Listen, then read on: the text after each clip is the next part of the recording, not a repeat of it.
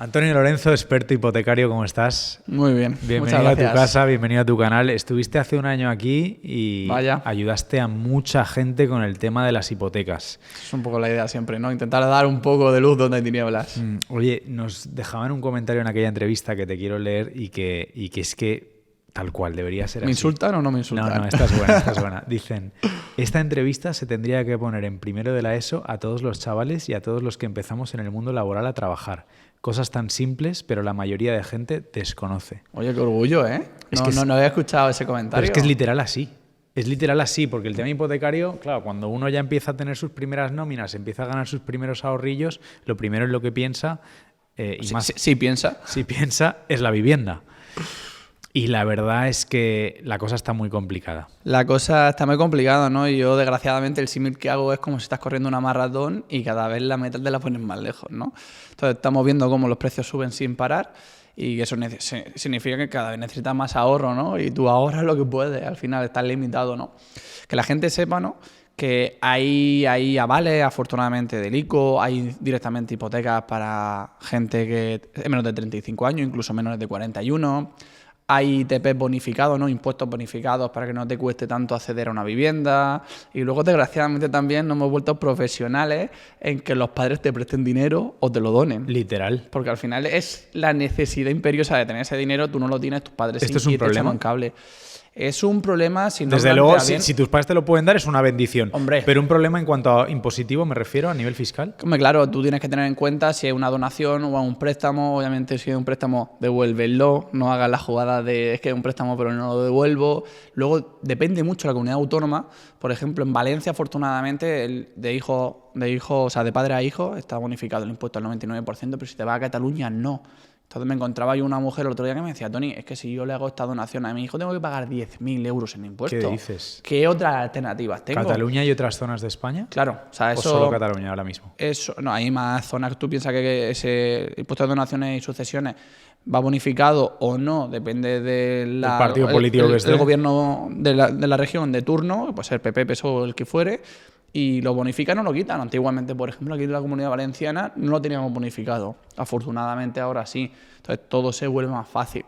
También una mezcla entre medias, ¿no?, es para que tus padres no te donen ese dinero directamente, que ellos sí que tengan una vivienda libre de cargas y a lo mejor por esa parte de ahorro que a ti te falta, pues hipotecar ese inmueble y así por lo menos se puede financiar toda esa parte, ¿no?, que te va a quedar cojo, que te va a quedar corto. O sea, hay muchas diferentes maneras de hacer las cosas y yo siempre lo que le digo a todo el mundo es que previamente se asesoren porque así saben cómo plantearlo. Y a lo mejor es viable ya, ojalá, pero si no es viable ahora mismo, no pasa nada. Dentro de 6 meses, dentro de un año, dentro de 2, tenemos casos de esos de todos los tipos, ¿no?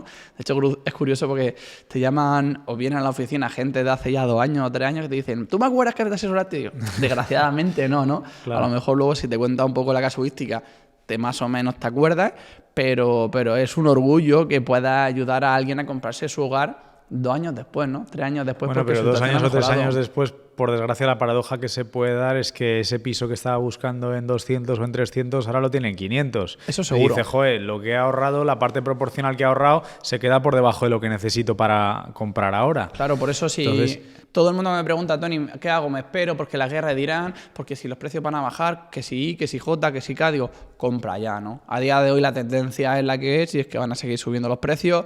Todas las medidas que se están poniendo encima de la mesa, de mi punto de vista, son erróneas porque no está ayudando, incluso está incentivando que siga creciendo los precios. Entonces sí, obviamente, si es viable ya, porfa, compra ya. Y si no, no te preocupes, que habrá soluciones, pero a lo mejor efectivamente te tienes que ir no al centro de Valencia, más lejos, o ya te tienes que a lo mejor echar una novia para comprar con tu novia. Claro. Hay muchas casuísticas muy variopintas y que la gente siempre sepa que hay una posibilidad, pero obviamente vamos a estudiarla. Hay gente que sí, que te soy sincero, nunca van a llegar a eso. Y va a ser inviable porque no pueden ahorrar, porque ya viven en el mundo de alquiler, porque sus trabajos son muy precarios. Hay gente que desgraciadamente, y es triste, no la voy a poder ayudar ni yo ni nadie y nunca.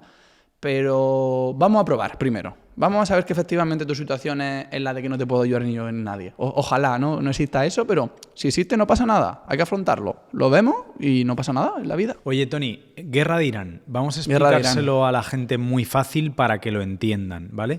¿Qué ha cambiado? Hemos visto probablemente muchos en las noticias esto del TIN, del TAE, la subida de los intereses, mixta, variable, fija. La gente yo creo que lleva un cacao mental importante con este asunto. ¿Nos lo podrías explicar paso a paso? Pues vayamos por partes, como diría mi amigo Jack del Destripador, ¿no? Y lo primero es Irán, ¿no? De repente Irán entra a Estados Unidos y nos encontramos que la semana pasada un banco me aprueba una hipoteca a las 9 de la mañana, un 2,20 tipo de interés, y a las 12 del mediodía, 3 horas después, me dice que no, con 2,70. O sea, las hipotecas están subiendo. Casi todos los bancos ya están subiendo los tipos, incluso un 0,50, 0,60 de golpe el tipo de interés. Claro, eso... En una mañana. En una mañana, en 3 horas, ¿eh? Que se cerró el estrecho de Hormuz en uno de esos... No, yo te cuento ahí porque al final los bancos obviamente tienen que ganar dinero prestando dinero. O sea, es una obviedad. Y no hemos encontrado cómo el estrecho de Hormuz se cierra, por ende el petróleo empieza a subir muchísimo. ¿Y eso qué significa? Que todo se encarece. Inflación. El Banco Central Europeo, que tiene su objetivo en que la inflación sea un 2%, vimos que el dato el otro día era un 3,4%. ¿Qué mecanismos tiene el Banco Central Europeo para conseguir ese objetivo del 2%? Subir tipos de interés. Entonces, ya dando por hecho que el Banco Central Europeo va a subir tipos de interés, ellos ya están empezando a subir su hipoteca. Dicen que van a hacer 3 subidas. Cada banco va a ser... A ver, que aquí depende mucho también qué banco sea y cómo se financien, ¿no? Porque nos damos cuenta que hay bancos que ya han subido tipos desde prácticamente el primer día y, sin embargo, hay bancos que a día de hoy todavía no han subido tipos de interés. Y tú me dices, Tony, eso no tiene sentido. Sí que tiene sentido. ¿Por qué? Porque cuando ellos consiguieron ese dinero, eran otros tipos de interés muchísimo más baratos. Entonces, ahora que los tipos de interés son más caros, si tuvieran que ir a comprarse al Banco Central Europeo o a otros bancos, entonces obviamente les sale más caro. Pero hasta que no les salga más caro, todavía tienen ese margen de maniobra, ¿no? Yo qué sé, como si yo hubiera llenado el depósito a 1 litro, ¿no? Claro. A 1 euro el litro. Pues a lo mejor me podría venderlo a 1,5 y todavía ganaría dinero. Pero si yo ya lo he comprado a 1,68, que es como está ahora, o lo vendo más caro o no gano dinero, ¿no? Eso es un poco lo que está pasando a nivel de tipos de interés, que estamos haciendo pues una hipoteca de 150.000 euros, nos vamos a pagar unos 800 euros más al año, aproximadamente. Obviamente, si son una hipoteca de 30 años y multiplicas, pues es bastante dinero, no nos engañemos. Lo que pasa es que también aquí hay una doble vertiente, ¿no? Y es una persona que a día de hoy me había pedido una hipoteca y esa persona ganaba 2.000 euros al mes y se podía hipotecar por 160.000 euros, 170.000, por esa subida del tipo de interés. Ahora mismo su máxima hipoteca son 140, 150. Entonces tenés un problemón, porque si te ibas a comprar algo de 120 te da igual, pero si ya ibas justísimo porque te ibas a comprar efectivamente algo de 170, 170, ahora de repente vas a hacer 10, 20.000 euros de corto. Para que veas, ¿no?, el daño que puede llegar a hacer una subida de tipo de interés promovida por una inflación, ¿no? En este caso por el petróleo. Pero bueno, a ver, la tendencia general es que si el estrecho de Hormuz ya se abre y dejan de pelearse, lo más normal es que los tipos de interés vuelvan al 2%, que era como estábamos a principios de año, ¿no? Pero como no tengo la bolita mágica, yo digo, me reitero, ¿no?, que nadie se espere a ver si bajan o no los tipos, que directamente compren ya, aunque la hipoteca les salga un pelín más cara, porque aunque salga mañana la hipoteca más barata, a lo mejor el piso va a ser más caro aún. Entonces no tiene sentido esperarse. Pero bueno, ahí cada uno tiene su mundillo y su cabeza. Entonces, Tony, a ver si lo he entendido. Si la guerra continúa y el estrecho, creo que día de hoy que estamos grabando están en reuniones, parece que la cosa puede seguir y que no se reanuden los bombardeos. Si eso continúa, podemos seguir viendo que como las hipotecas, se siguen encareciendo. Cada vez que vas a repostar, lo notas. El precio del combustible está por las nubes y no parece algo puntual. De hecho, la Agencia Internacional de la Energía ha sido clara. La crisis energética actual es de extrema gravedad y ya supera a la de los años 70. Piénsalo un segundo. Si algo tan básico como la gasolina no deja de subir, ¿qué crees que está pasando con tu dinero? Porque mientras todo se encarece, hay algo que mucha gente sigue haciendo: dejar su dinero parado. Y eso hoy tiene un coste silencioso. Por eso yo decidí hacer algo muy simple: dejar de perder y empezar a usar una cuenta que remunere mi saldo. Os hablo de Trade Republic, un banco europeo con IBAN español y más de 10 millones de clientes que convierte tu cuenta en algo más que un sitio donde guardar tus ahorros. Aquí, tu dinero no se queda quieto. Está protegido por el Fondo de Garantía de Depósitos Europeos hasta 100.000 euros y además genera un 2,02% TAE desde el primer euro, sin límite, sin comisiones de mantenimiento ni de apertura y sin letra pequeña. Cada mes recibes los intereses automáticamente y hasta la gestión fiscal la tienes integrada en la aplicación. Pero no solo se queda ahí, es una cuenta pensada para el día a día. Puedes domiciliar ingresos y recibos, pagar con tarjeta de débito, hacer transferencias instantáneas gratis o Bizum, todo desde una app. Además, desde este mes están habilitando la atención al cliente telefónica 24/7 y el chat en vivo para todos los clientes sin coste adicional. Lo están activando de forma gradual. Y si en algún momento quieres dar un paso más, también puedes invertir desde €1 en acciones, ETFs, fondos, bonos o criptomonedas. Todo en el mismo sitio, todo centralizado. Porque cuando el mundo se encarece, quedarse quieto sale muy caro. Te dejo el QR en pantalla y el enlace en la descripción y en el comentario fijado para abrir tu cuenta gratis en Trade Republic. Perfectamente. ¿Hasta qué límite? O sea, si nos vamos a históricos, los datos históricos... Si nos vamos a históricos, si no recuerdo mal, el máximo del Euribor que se marcó, si no me recuerdo mal, en 2010 fue el 5,25. Ahora mismo llegamos a tocar por la guerra el 2,9. Si no me equivoco, el de hoy no lo tengo controlado porque se publica más tarde. Que terminamos el viernes en un 2,6, 2,7. Pues del 2,6, 2,7 al 5,25, pues mira a ver si hay recorrido que el de 2010.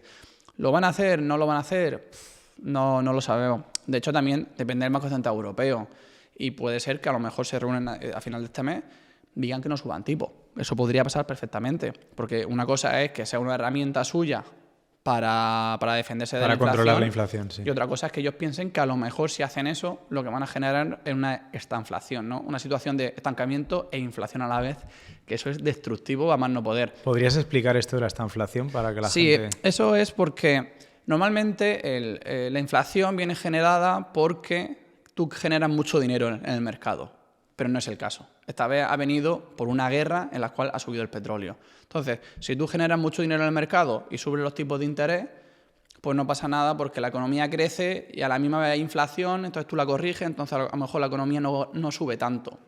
Pero cuando viene por algo externo, que es una subida de precios, porque no hay petróleo básicamente, ya la economía se está deteriorando. Si tú le subes los tipos de interés a las empresas, los deterioras más aún. Entonces, puede ser que las empresas digan, oye, pues no voy a hacer todavía estos proyectos o voy a despedir este tipo de personal porque ahora mismo no me atrevo a saber lo que va a pasar en el futuro. La economía se estanca, incluso decrece y, sin embargo, ahora mismo están subiendo tipos de interés. Y es todo más caro, ¿no? Es la tormenta perfecta. Entonces, veremos a ver realmente qué decisión se toma a final de este mes, que hasta que no llegue final de mes, obviamente, nadie te lee la bola mágica. Pero lo que sí que te puedo asegurar es que ya los bancos se han adelantado, ¿no?, con el Euribor, que al final el Euribor no es más que a qué precio se venden los bancos el dinero entre ellos, y nos hemos ido de un 2,20 en los primeros días de marzo a un 2,90 en los últimos días de marzo, y ahora estamos en eso, un 2,6, 2,7, y seguramente si ahora mismo abrimos el periódico, vemos si se ha vuelto a abrir el estrecho, pues habrá bajado, si se ha vuelto a cerrar, habrá subido, y de repente algo que era súper aburrido, súper soso y súper estable, porque nos estudiamos en un 2 y un 2,20 durante 6 meses, ahora es como la bolsa, ¿no? Todo el mundo está mirando porque todos los días así, pim, pim, pim, pim, es un poco locura, ¿no?, la situación actual. En esta situación, Tony, quien tenga una firma de hipoteca entre manos... Que la firme ya, que la firme y que salga corriendo ya, porque si tarda más, posiblemente le van a subir los tipos de interés. Y no queremos que le hagan eso.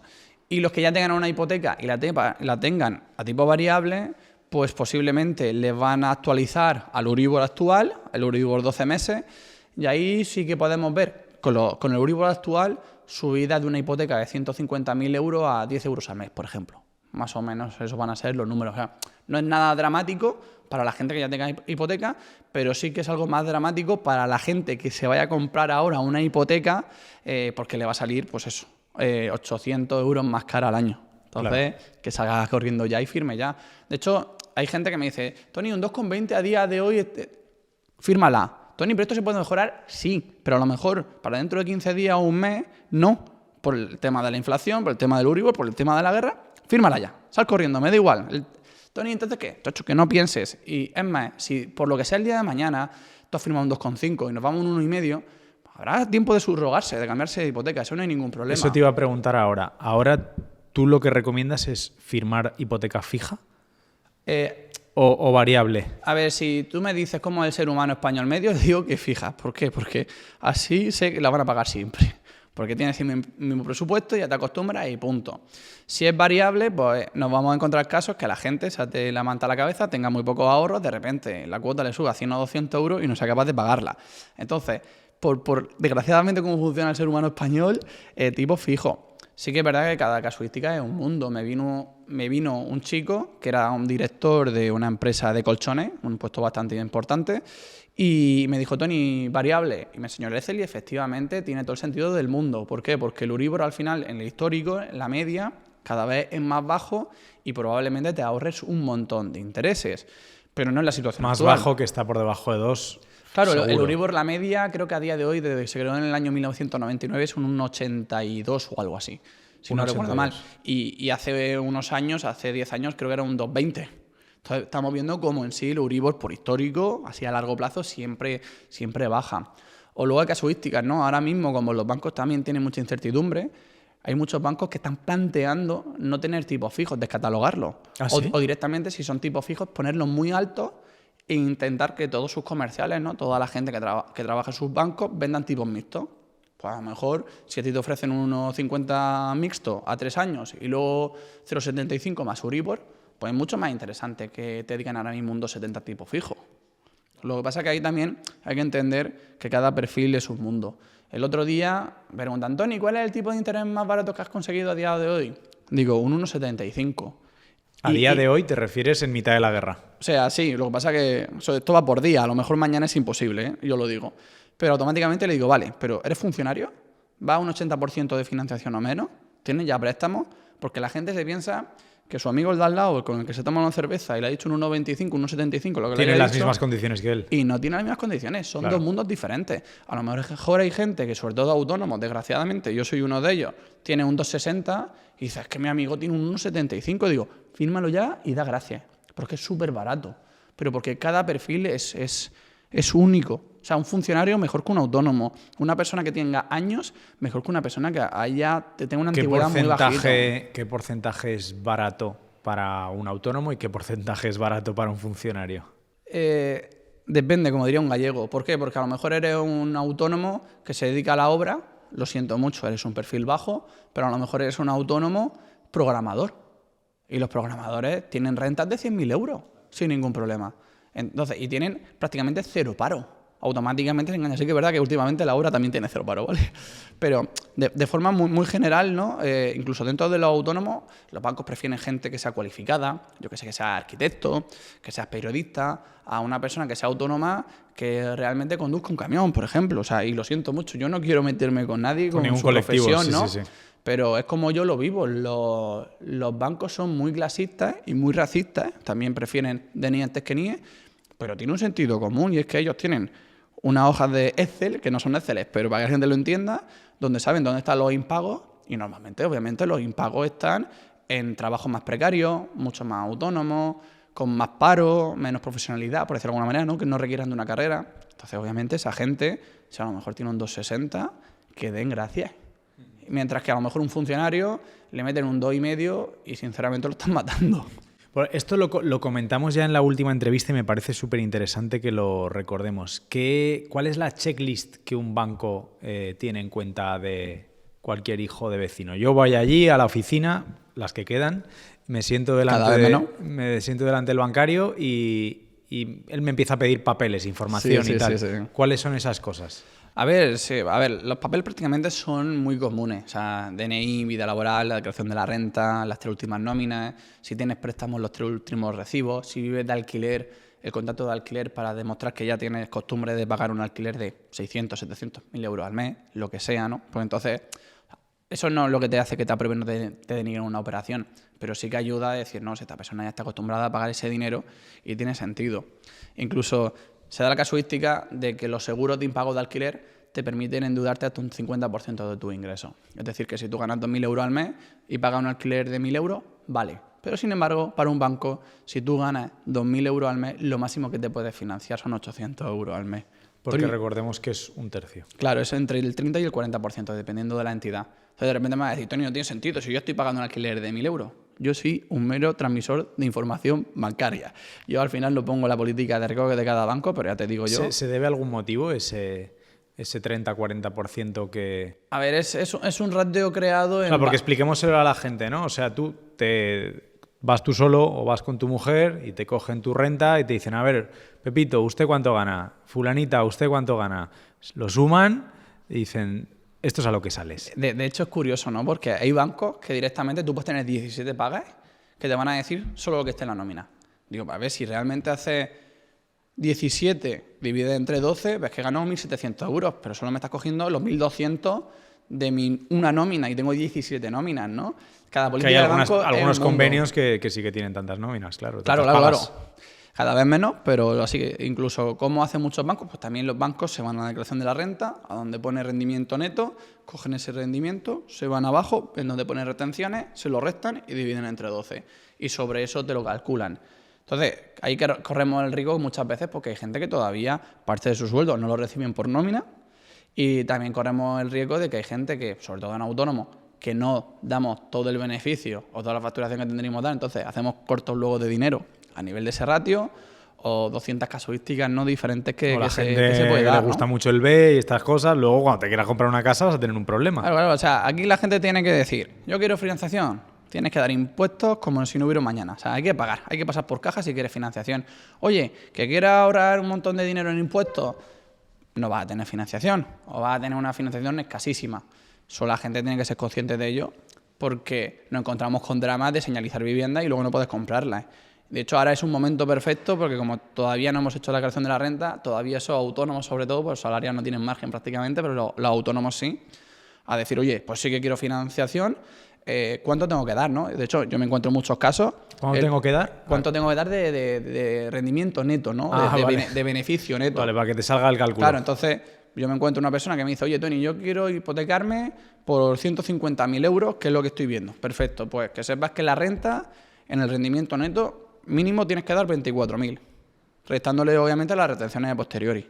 Y entonces ya pues hablas con su gestor y más o menos ven si es viable o no. Algunas veces no es viable, otras veces sí. Y lo hacen de esa manera para que sí que realmente sea viable la financiación a largo plazo.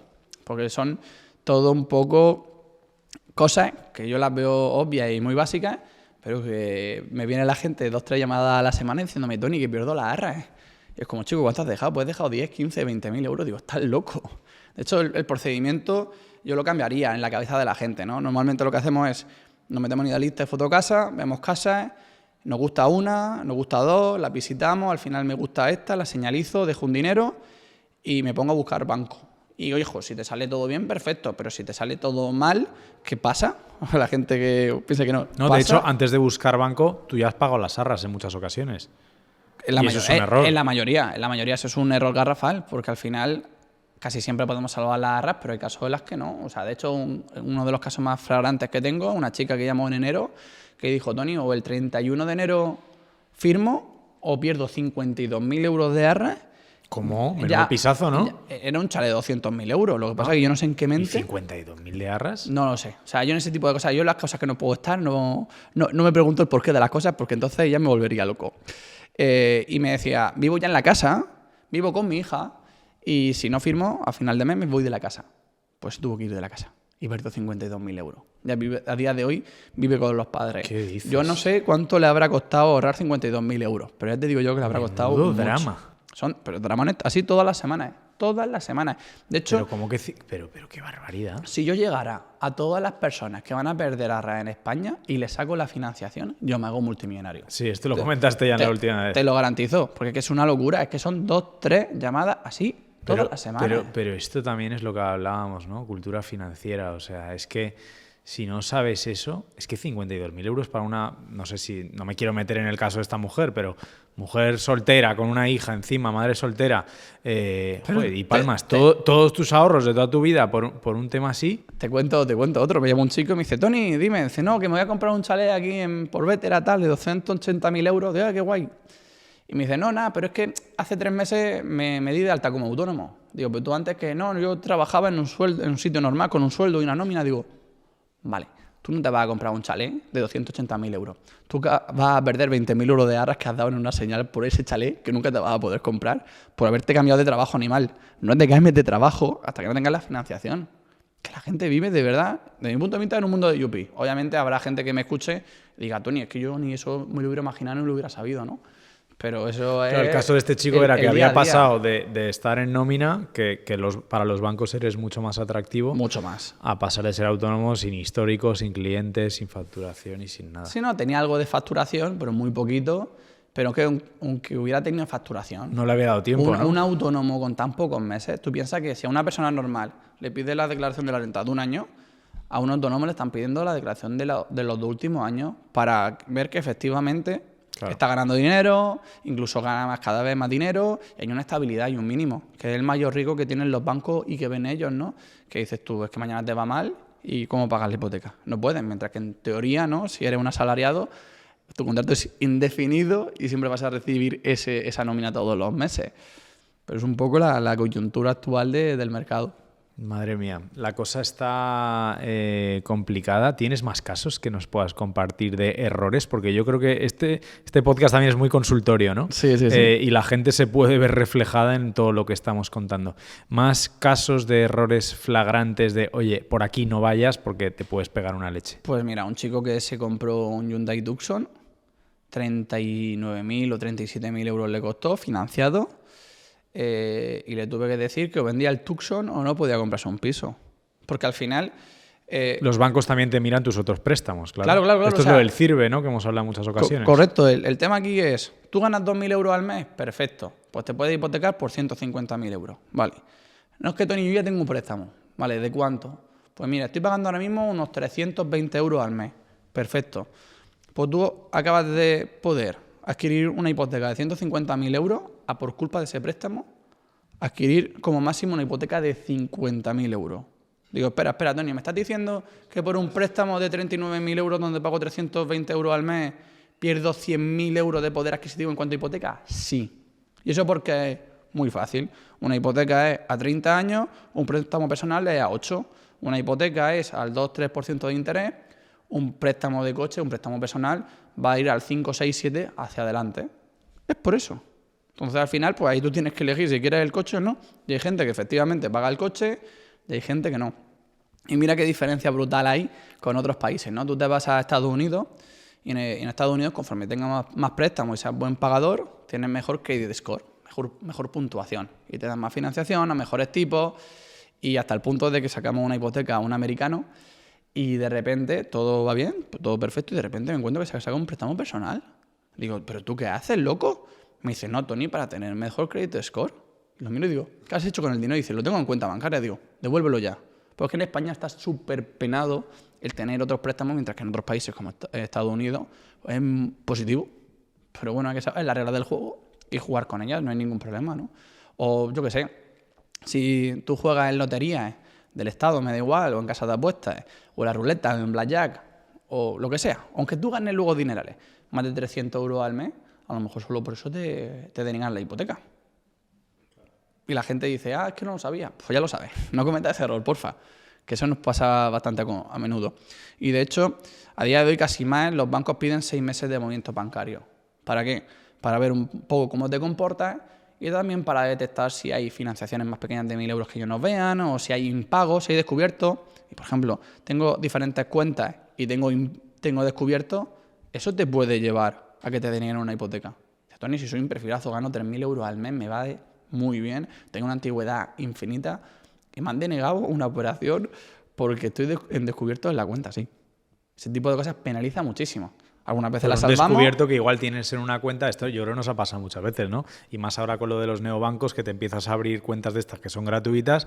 No, esta para los gastos de ocio, esto para restaurante, esto para no sé qué. Y de repente la principal, igual te la dejas en descubierto porque ni te acuerdas que la tenías. Correcto. Y eso te puede afectar. Y eso te puede afectar y de una manera, desgraciadamente, muy mala. Vaya tela, pues me acabas de recordar que tengo que cerrar una cuenta. Pues la tengo ahí. No, todos. A ver, sí que es verdad que si tienes 10 cuentas, me lo invento, no hace falta enseñarlas todas. Entonces ahí también entra un poco el juego, ¿no? De qué enseñas y qué ¿Pero no. ellos no pueden saber todas las que tienes? de ninguna manera. Vale, de hecho, mira, pensaba que incluso, mira, tú en 2010 hiciste una dación en pago porque tú no podías pagar la hipoteca y al final Espera, le explica qué es entregaste- una dación en pago. que- Claro, en su momento no podías pagar la hipoteca y le entregaste al banco la casa porque no podías pagar la hipoteca. Eso se llama dación en pago, ¿no? Que da el bien para pagarlo, por decirlo de alguna manera. Ese banco obviamente lo sabe que has hecho eso. Entonces, si tú vas a pedir financiación en ese banco, te la van a denegar. Pero si te vas a los otros 26, 27 bancos que a día de hoy dan hipotecas, no. Entonces, directamente te van a dar financiación a los demás bancos porque no saben que tú hiciste dación en pago, ¿no? Hay ciertas cosas que sí que se comunican, otras que no. Y así de forma muy genérica, realmente las únicas que se comunican es todos los préstamos de más de 1.000 euros sí que aparecen en la CIRBE, como hemos comentado, pero el resto de cosas en los bancos no lo saben. De hecho, hay una manera un poco rara, por decirlo de alguna manera, de blanquear dinero, que yo tengo, me lo invento, 20.000 o 30.000 euros en mi casa y he vendido una plaza de garaje en 12.000 euros. Vale, pues cojo con esa escritura, me voy al BBVA, digo 12.000 euros en efectivo, plaza de garaje. Santander, 12.000 euros en efectivo, plaza de garaje. Y de repente has metido en el sistema bancario español 36.000 euros con una justificación de 12.000 euros de una escritura. Porque al final el banco A no sabe lo que hace el banco B. Y acabas de hacer eso, realmente. Y eso es factible. Y de hecho que la gente no se piensa que esto es ilegal. O sea, tú como persona física, tú puedes llevar por la calle. Yo en una mochila podría llevar ahora mismo hasta 99.999 euros y sería legal. Y no hay ningún problema. Incluso puedo llevar más dinero, pero tengo que notificar a Hacienda en ese caso. Pero tú, entre particulares, tú y yo nos podemos transmitir el dinero que queramos. Sí que es verdad que si tú eres autónomo y estás ejerciendo tu actividad o una sociedad, pues efectivamente están los límites de 1.000 euros que a día de hoy es hasta donde se puede llegar, ¿no? Pero entre personas físicas, tú puedes llevar el dinero que te dé la gana, ¿no? De hecho, eso, a colación un poco con lo que estábamos hablando de los movimientos bancarios, muchas veces me dicen, Tony, es que yo tengo el dinero, pero lo tengo en casa. ¿Qué hacemos? ¿Lo meto todo de golpe? Digo, hombre, no me lo metas todo de golpe, porque como la ley de blanqueo de capitales lo que le dice al banco es la culpa de todo, de que alguien blanquee, es tuya y no de tu cliente, pues los bancos están acojonados. Y entonces dicen, conforme haya movimientos no justificados, automáticamente voy a decir que yo no quiero ese dinero y lo devuelvo o lo denego. Bueno, de hecho, hay una otro sitio. práctica muy habitual que no sé si tiene que ver con esto que estás comentando ahora, que es lo de escriturar por menos del valor del inmueble para pagar menos impuestos. Que esto es otra de las trampas que también se hace mucho. ¿Esto tiene mucho que ver también con el tema de la hipoteca? ¿Te puede afectar? Sí, o sea, a ver, el tema aquí es que si tú vas a hacer eso, vas a pedir una hipoteca, te estás autoperjudicando, porque tú piensas que te van a financiar menos. Porque el banco lo que va a tener en consideración para darte financiación es, 1, el valor de escritura y 2, El catastro, el valor de tasación. Tasación, perdón. Entonces, Tasación. si tú escrituras por menos, te van a dar menos financiación. Entonces no tiene sentido escriturar por menos.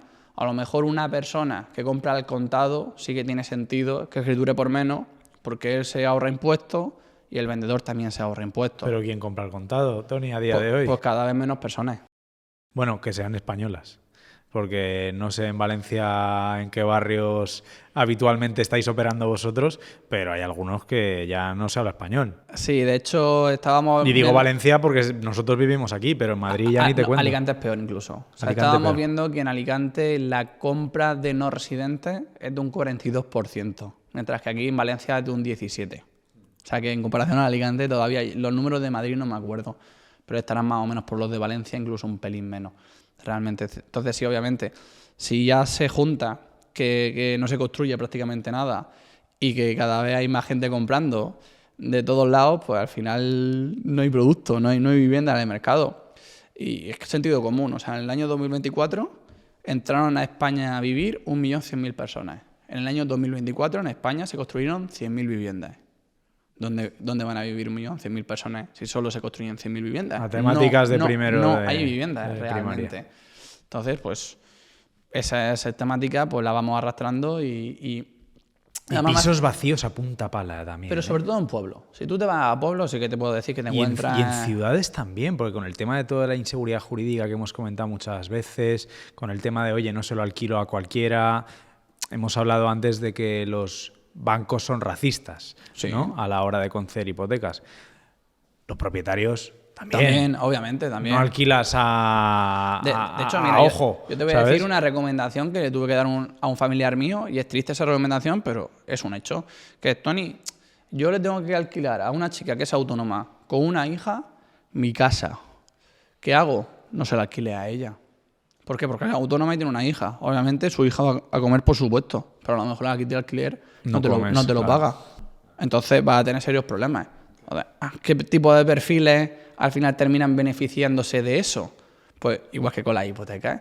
Los funcionarios, gente con sueldo alto, son los que van a tener acceso fácil a comprar viviendas, son los que van a tener acceso fácil a irse de alquiler, pero al final los más perjudicados realmente son todos aquellos que su poder adquisitivo es limitado, que trabajan en trabajos muy precarios, que tienen poca antigüedad, que son jóvenes, por ejemplo. Claro. Todo eso al final son los grandes damnificados. Y no tengo pruebas, pero tampoco tengo dudas, por ejemplo, de que si la ley cambiara y dijéramos, oye, si hay uno ocupa y al día siguiente se sale, o sea, lo echan.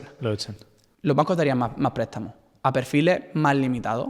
¿Por qué? Porque al final el banco es el que está asumiendo el 80, el 90, el 100% del riesgo de una operación de un inmueble. No nos engañemos. Entonces ellos quieren tener su dinero seguro, como todos nosotros. Claro. Entonces, si le dan más seguridades jurídicas a que su dinero está protegido, pues entonces va a ser más fácil que un banco dé una hipoteca, y si es más fácil que un banco dé una hipoteca, el abanico de gente que puede hacer una hipoteca no van a ser solo funcionarios que ganen 5.000 euros al mes. También va a ser gente asalariada que gane 1.000 euros al mes, o autónomos con poca antigüedad y pocos ingresos. Claro, es que es un poco de sentido común.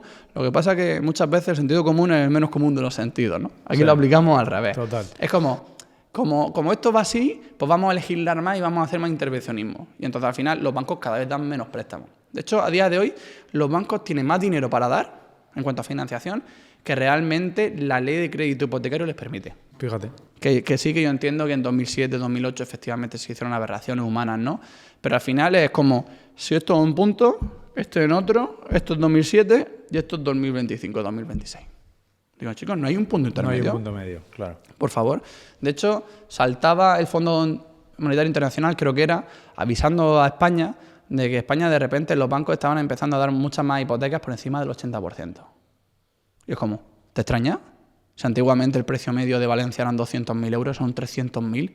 Obviamente, la gente necesita financiarse más. Es que es de cajón. Claro. Entonces, en vez de decir, no me des más hipotecas por encima del 80%, te tendría que decir, oye, construye más para que los precios ya no suban más, incluso bajen, y así que la gente se pueda financiar al 80% o menos. Claro. Es pura coherencia. Pues nada, no hay coherencia. Da Oye, igual. Tony, ¿y qué hay de esto de tú que estás muy puesto en el sector? ¿Qué hay de esto de los avales? ¿Te acuerdas que estuvimos hablando hace unos años del tema de la financiación al 100%? En el caso de varias comunidades autónomas, el IBACE aquí en el caso de Valencia y IBF. Y el Instituto Valenciano de Finanzas. Te financiaba al 100%. ¿Esto cómo está a día de hoy? Está ahí, lo utilizamos bastante, la verdad. No me siento cómodo porque es un trámite más que hay que meter por el medio. Pero bueno, si al final eso da a que mucha más gente pueda acceder a una vivienda digna, pues yo estoy encantado de la vida. Pero obviamente, pues eso, un escollo más que nos ponen en el camino. ¿Y por qué digo un escollo? Porque al final, que no se dé esa financiación más del 80%, viene porque hay una normativa bancaria muy estricta en Europa. Y es como, chicos, vamos a hacer.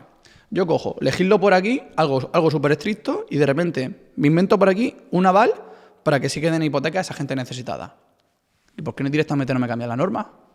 No tiene más sentido común. Los que legislan en un lado y los que legislan en otro son distintos, probablemente, ¿no? No, obviamente que son distintos, ¿no? Pero al final, si tú analizas fríamente Europa, el problema de vivienda de España no es único de España.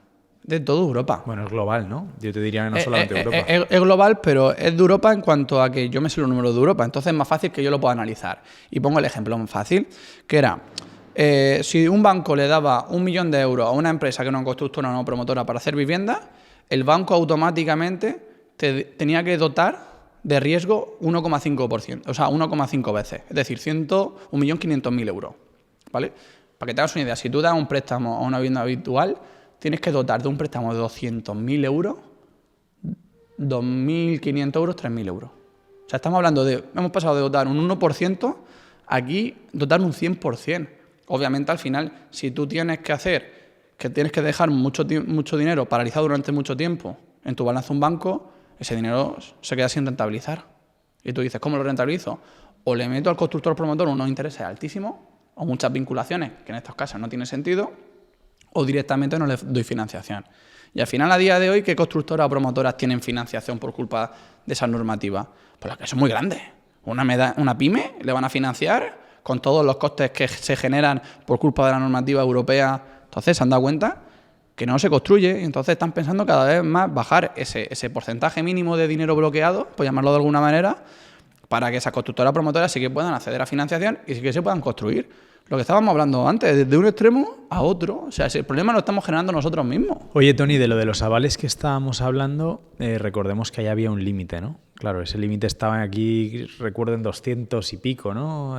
Creo que lo han subido a 300 y algo. ¿Ah, lo han subido? 310.000 euros, creo recordar. Lo que pasa es que llevo un cacao mental, porque como llevamos operaciones en toda España, Claro.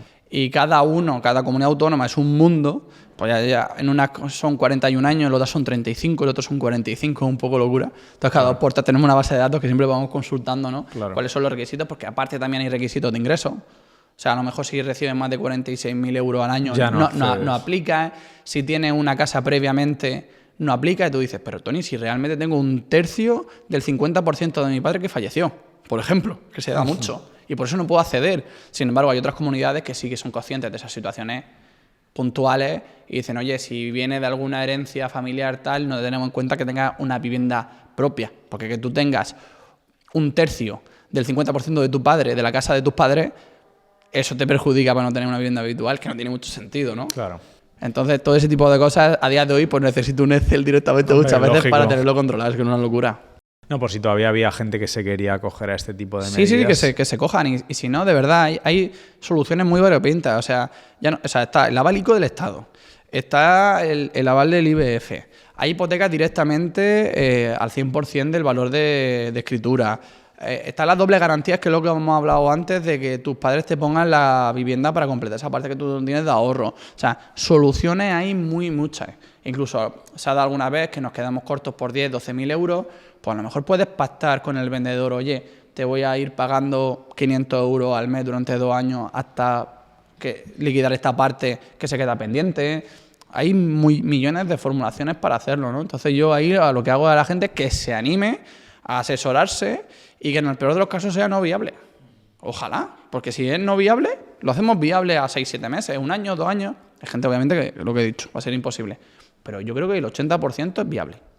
Oye, Tony, la pregunta del millón. ¿Van a bajar los precios de la vivienda? Esta pregunta está en la calle, es una realidad. Ahora la gente ve este punto final de expansión y ya ve la recesión ahí. ¿Pueden bajar los precios? Es muy fácil. En el año 2007 se construían 700.000 viviendas al año. En el año 2024, como hemos dicho, se construyeron 100.000. Y ahora mismo al año estamos construyendo entre 100, 120, 150.000 viviendas al año. En 2007, 700.000, ahora 7 veces menos. ¿Cómo? Es imposible que bajen los precios. Si todos los años estamos aumentando la población española en 500.000 de personas y no construimos a ese ritmo... Ya, pero si la gente no tiene un duro para pagarlo, con la crisis de inflación que viene ahora... Pues lo que va a pasar, desgraciadamente, lo que estamos viendo, y es que la gente se va a vivir a 1 hora y media de su casa prácticamente, porque es donde todavía hay casas de 100.000 euros. Y es que va a quedarse así, al final. O sea, la gente no va a tener que hacer más remedio que irse a poblaciones. Y de repente te vas a encontrar poblaciones de 10.000 habitantes, donde antiguamente todo el mundo podía permitirse una casa sin ningún problema, y ahora de repente valen más de 100.000 euros. Y es lo que está pasando. Porque es que la gente está desesperada. De hecho, si tú me preguntas a mí a día de hoy, ¿qué inmobiliarias están ganando más dinero? Las inmobiliarias que más dinero están ganando... Las extranjeras. No están en el centro de las ciudades, están en los pueblos. Pensaba que ibas a decir las extranjeras. Porque ha sido una mancha de aceite, ¿no? Y al final esa mancha de aceite ha hecho que ahora la gente que está limitada por su poder adquisitivo, ¿no? Por sus ingresos, tenga que ir sí o sí a media hora de Valencia, claro, a 1 hora. Claro.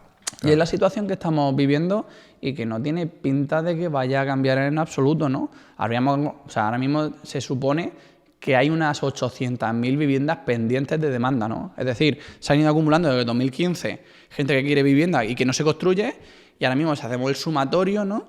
Se supone que hay unas 800.000 viviendas pendientes para hacer, y Claro, anualmente ya tenemos demanda. O sea, anualmente queremos más de 200.000, entre 200.000 y 300.000 viviendas nuevas anuales y construimos 100. O sea, ya no solo es que tenemos un montón de demanda aquí pendiente, sino que todos los años se van incorporando más demanda pendiente.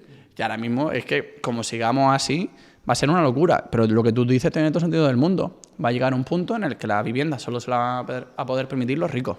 Claro. De hecho, siempre hemos dicho, ¿no?, que es que los españoles éramos mucho de comprar y los europeos eran mucho de alquilar. Y yo decía que no, que los europeos no son de comprar porque te vas a comprar una casa y vale $500.000 euros y tienes que tener ahorrados 100.000 euros y ganar 5.000 euros al mes. Medio ya están aquí. Y desgraciadamente, efectivamente, lo que está pasando en España, que cada vez nos parecemos más a Europa en esto y esto es muy negativo para todos los españoles que a día de hoy intentan acceder a esa vivienda, ¿no? Tony, algunos comentarios que nos hicieron en la entrevista anterior y que yo creo que podemos comentar. Nos decía uno: quiero añadir un punto de vista por si ayuda a alguien. Te pueden preaprobar la operación, pero seguramente hasta que no tengáis la tasación no lo van a llevar a riesgos, por lo que todavía hay opciones de que os la denieguen. Arras con la FEIN del banco, que ya es vinculante, o con la condición de que os devuelvan el dinero en caso de que no os den la hipoteca. Ha metido muchas variables en esta ecuación, pero me gusta. ¿Por qué? Porque, por ejemplo, la FEIN. Efectivamente, la FEIN por fin es el contrato vinculante entre el banco y tú, con estas condiciones, con estas vinculaciones, con todo. Entonces, una vez que tú firmas eso y el banco también... ¿Qué vinculación? Estamos hablando de seguro del hogar, normalmente seguro de vida, seguro de hogar y nómina. Pero vamos, hemos llegado a ver de todo ya. Seguro de coche, seguro de protección de pago, alarmas, 6 movimientos mínimos de tarjeta al mes o al trimestre. Hemos visto ya de todo. ¿Y te pueden obligar a estas cosas? A ver, obligar no. Pero te van a bonificar en la hipoteca. Entonces ahí sería ver si te es rentable o no tener esa vinculación. Pero lo que te sale por un lado, lo que te ahorras por un lado te sale por otro, ¿no? A lo mejor en hipotecas muy pequeñitas, de menos de 100.000 euros, puedes tener perfectamente el seguro de hogar en otro sitio. Yeah. Que a lo mejor en la cuenta te ahorra 5 o 6 euros, o sea, te sube 5 o 6 euros, pero con lo que te ahorra luego en el seguro en otro sitio, te compensa. O sea, sobre todo para hipotecas más pequeñas. A lo mejor si nos vamos a hipotecas de 1.000.000 de euros, normalmente las vinculaciones ahí sí que te van a bonificar suficientemente mucho para que no hagas modificaciones. Entonces, él hablaba de una cosa que es para mí la clave del éxito, que es el tema de si va elevada a riesgo o no la operación, ¿no? Si con la persona a la que tú te vas al banco y es la que hablas y efectivamente esa persona es la que tiene atribución de oficina para decir, oye, yo te digo que se aprueba, yo meto los datos, le doy OK y está aprobada, perfecto. Pero si esa operación va a riesgos, eso significa que va a una sede hipotecaria donde una persona que tú no tienes acceso va a ver solo documentación. Entonces, obviamente, yo quiero hablar con esa persona, no quiero hablar con lo que estoy hablando. Obviamente tú no tienes acceso, ¿no? Pero que por lo menos riesgos conteste, aprobada, denegada o con estas condiciones, con esta situación. Entonces, eso también es bastante importante, ¿no? Que la gente le haga esa pregunta al banco, de oye, ¿esto va elevado a riesgo o queda en atribución de oficina? Y luego también las preaprobaciones. ¿Qué es eso? Eso no es más que papel higiénico. No sirve nada más que cuando vaya al baño, no sirve para otra cosa. Pero lo que sí que se puede hacer es que la sanción económica de la operación ya esté hecha. Es decir, tú vas al banco, se presenta toda la documentación, me da igual que quede en atribución de oficina o vaya elevada a riesgo, pero que efectivamente te devuelvan un correo diciendo esta operación ya está aprobada con estas vinculaciones supeditada a tasación. Y tú puedes perfectamente aprobar una hipoteca supeditada a tasación. Luego haces la tasación y si todo sale bien, pues lo más normal es que la FIN te salga. ¿Cuándo a lo mejor te encuentras sorpresa? Pues en una situación como ahora. Que a lo mejor por subidas de tipo te limitan el porcentaje de financiación o te suben los tipos de interés y de repente habías pactado unas cosas, y cuando realmente te dan la FEIN te encuentras que son otras muy diferentes. En situaciones tan volátiles a nivel de Euribor, situaciones así, ha pasado. ¿Cuánto más ha pasado? Pues por ejemplo en el 2017, creo que fue, 2018, cuando dijo el Supremo, no, los bancos a partir de ahora asumen todos los gastos de las hipotecas. Pues ahí pasó lo mismo. Había pactado unas cosas, las reglas de juego cambiaron y efectivamente los bancos por eso cambiaron y subieron los tipos muchísimo. Pero de forma general, afortunadamente, si no pasan 2 años, porque ahí la gente se ha dado la mano a la cabeza, no, 2 años, no. Si ha pasado unos meses, no creo que te pase absolutamente nada. Pero sobre todo es eso, para mí es que te la aprueben económicamente supeditada a tasación, que eso se puede hacer. Lo que pasa es que muchas veces no les interesa porque gastan un tiempo y no saben luego si a lo mejor van a ganar dinero o no, pero se puede hacer. Y luego también diferenciar nosotros si va elevado a riesgo o no. Yo obviamente Cuando tengas la FEN ya es como cuando jugábamos al pilla-pilla y era salva y tocabas la pared o lo que hubieras dicho que era y te salvabas, ¿no? Pues esto es lo mismo. Es un poco el día a día de cuando te tienes que enfrentar a una operación bancaria, saber un poco por dónde vienen los tiros. Tony, ¿TIN o TAE? ¿En qué se diferencian estos dos índices de referencia de las hipotecas? Pues lo voy a explicar con un ejemplo. Oye, a lo mejor una hipoteca al 2,5% es más barata que una hipoteca al 2%. ¿Por qué? Porque ¿Sí? esa hipoteca te dicen un 2,5%, sí, pero no tiene vinculaciones. Sin embargo, la hipoteca al 2% te dicen sí, pero tiene vinculaciones. Tiene seguro de vida, seguro de hogar, nómina, alarma y 2 o 3 productos más, fondos de inversiones, lo que fuera. Y al final a lo mejor el coste, si sumas todas esas vinculaciones, es un 3%. Entonces, hay que tener también cuidado muchas veces con las vinculaciones, ¿no? Entonces, la TAE lo que intenta es traer a una comparativa del tipo de interés puro. Entonces, el TIN de una va a ser 2,5 y la TAE va a ser el 2,5. Sin embargo, de la otra, el TIN va a ser el 2% y la TAE va a ser el 3%. Entonces, es una manera que tenemos un poco de más o menos ver los gastos ocultos, que son las vinculaciones, en cuanto a cuánto más nos va a salir cara esa hipoteca. Entonces, TIN sería gastos ocultos, o sea... Sí, o sea, serían las vinculaciones. O sea, la diferencia entre el TIN y el TAE básicamente es sumarle al TIN las vinculaciones que tiene la hipoteca. Vale, o sea que esto es muy importante a la hora de comparar Claro, bancos, ¿no? Sí, porque... ¿Te suelen dar las dos cifras? O... Hombre, deberían darte las 2 cifras, claro. Porque a día de hoy nos encontramos hipotecas con vinculaciones infinitas, ¿eh? Y claro, está muy chulo llegar a la barra del bar con tus colegas y decir, es que a mí me han dado un 1,75. Digo, pero es que niño, te han dado un 1,75 y prácticamente te ha faltado meterte en la cárcel ya y no vas a salir en la vida porque estás esclavizado con ellos hasta el infinito más allá. Entonces, para que la gente pueda comparar, pues está muy bien, la verdad, porque al final es una manera de esos costes ocultos, que al final no son costes ocultos, que son vinculaciones, medir en cuánto me perjudican realmente, en cuánto me cuestan de mi bolsillo. Muy importante. Nos dejaban otro comentario por aquí.